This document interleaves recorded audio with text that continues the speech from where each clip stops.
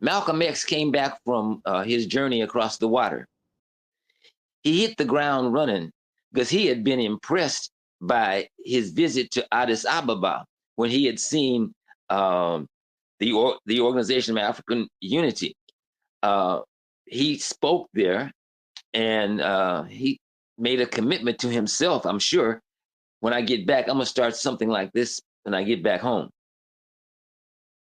So, and by the way, I want everybody to know this: Addis Ababa, the place of the new flower, or the place of the pretty flower. That's what Addis Ababa means. So everybody, when they hear that name, now they know what it means. Now, Malcolm got back June 1st, maybe May 31st, 1964. He hit the ground running. He wrote a letter. He penned the letter saying something to the effect of, listen, y'all, I'm going to start an organization called the Organization of Afro-American Unity, based somewhat like the Organization of African Unity. It's going to be June 24th through the 28th in New York City, in Audubon Ballroom. So please, if you can come on. And he mailed this letter out. He mailed it to all the Black nationalist organizations that he knew of, and individuals and bookstores. Ayuku Babu, I'm sure you've heard of Babu.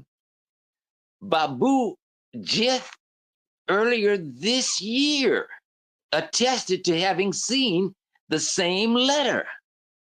He said when a brother by the name of Akile had hit on him to join the Omegas, and Babu said, hey man, that's cool, but I'm down with the revolutionaries, because I saw this letter from Malcolm X at the Aquarian Spiritual Center, and that's what I'm down with. And Arthur Graham, who was in San Diego, he had got the letter. So, time frame. When Babu is talking about this, it's in June, maybe June 12th or thereabouts, 1964. Graham got the letter. It's about the same time. Graham is the founder of the Black student movement. He started the Black Student Council at Cal State San Diego. And that's why he had received a letter inviting him or his organization representative to be there.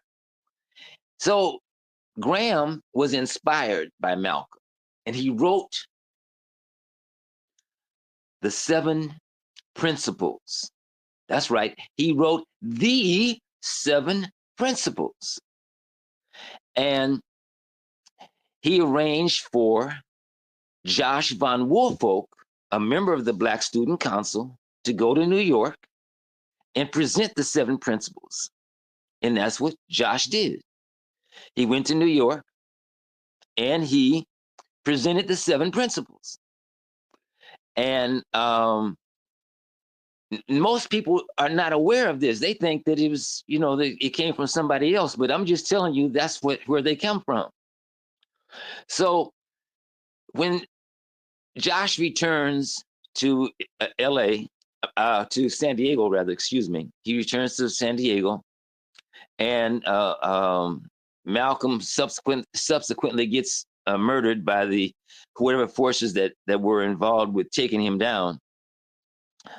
What Art said, he said that after that, because I remember it myself, people we were shocked by what happened. And so the Black Student Council had heard of this cat by the name of Karenga, Ron Karenga, in Los Angeles, who was teaching Swahili at Fremont High School Adult School. He used it as a recruiting base where he recruited membership for the US organization and the Afro-American Association. Actually, the Afro-American Association before the US organization. But anyhow, so Joe Vinson, a member of the Black Student Council, he was tasked with going and contacting Karenga and asking him to translate the titles, 7 Principles, Unity Through Faith, respectively, into Swahili. And as Graham said to me, uh, we told him, leave the English text alone. So, as Graham Reed said, Karenga did an excellent job of coming up with Nguzu Saba, Umoja, Kujichagulia, and so forth on down the line to Imani. And so that was in 65. That was again in 65. Gloria Vinson invites Karenga to come to San Diego to make a presentation about what he was doing in LA. As she said, there was nothing black happening in San Diego, so we wanted to hear what was happening. And that's why we invited him to come to San Diego. So after he made his presentation, Graham said he didn't want to be at the meeting. But when he finished his presentation, Joe called Graham and they put Karenga on the line and they told him, we want you to start a holiday, December 26th to January 1st, base it around the 7 principles and give it an African name. Now, a person who was there, who lives in Barstow, California right now, her name is Reverend Salimu P. Ridgway. She said, oh, I remember that meeting. It was in the living room of Gloria and Joe Vinson. I was there. That's what she said. So that is the nexus of the actual origin of the 7 principles. Nobody would have realized this. And when I say this, let me take us back in time. 1968. Betty Shabazz is co-grand marshal of the Watts Festival Parade.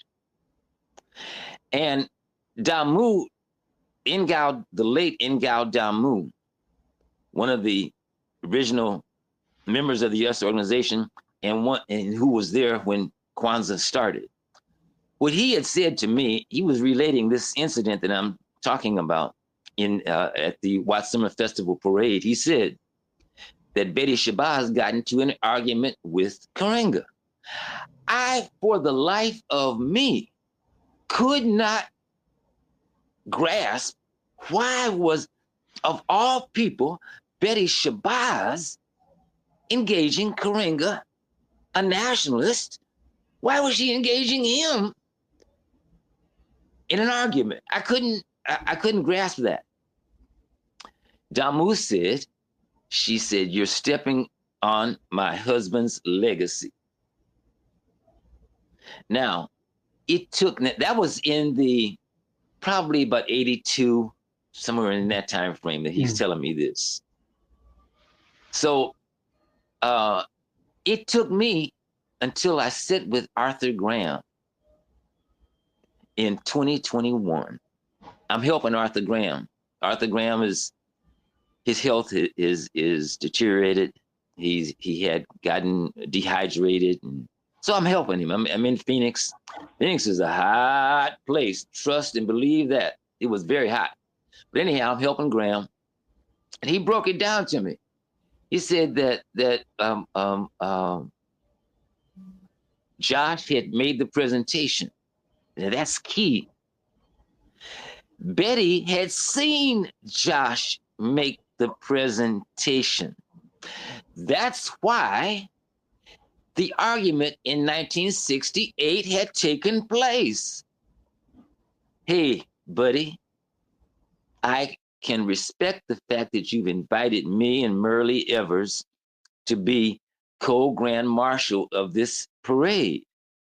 But I have to put a pin in that, because if you don't tell the truth about the 7 principles, I can't ride in this parade, because we consider the 7 principles to be part of our legacy. The Organization of Afro-American Unity was the apex organization of Black nationalist thought. And so she gave Karenga an out. Tell the truth. Tell what happened. And